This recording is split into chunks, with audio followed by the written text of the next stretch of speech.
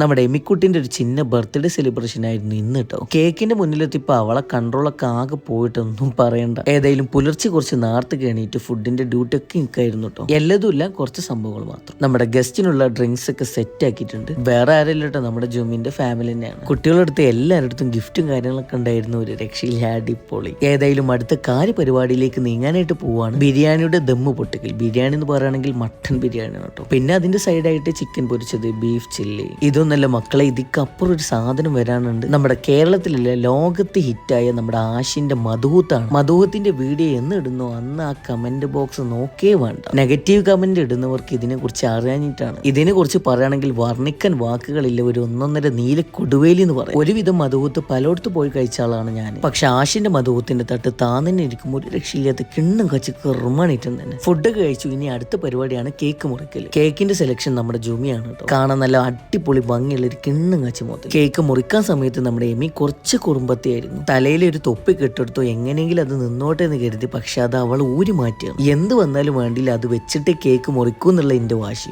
ഏതായാലും ഒരുവിധം ശ്രദ്ധയൊക്കെ മാറ്റി ഞങ്ങൾ കേക്കൊക്കെ മുറിച്ചു അങ്ങോട്ടും ഇങ്ങോട്ടൊക്കെ കൊടുത്തുട്ടോ. ലാസ്റ്റ് ആയിട്ട് കുട്ടികളുടെ വകയായിട്ട് എമിക്ക് ഒരുപാട് ഗിഫ്റ്റ് ഒക്കെ കിട്ടി. ഡ്രസ്സും ചോക്ലേറ്റും ടോയ്സും. മോനെ ഒന്നും പറയേണ്ട, അടിപൊളി സംഭവം. സെലിബ്രേഷൻ കഴിഞ്ഞ് പിന്നെ നമ്മുടെ എമ്മിന്റെ താറെടുത്തിട്ട് ആള് ഒരേ ഒരു ചെത്ത് പൊളിയായിരുന്നു കേട്ടോ.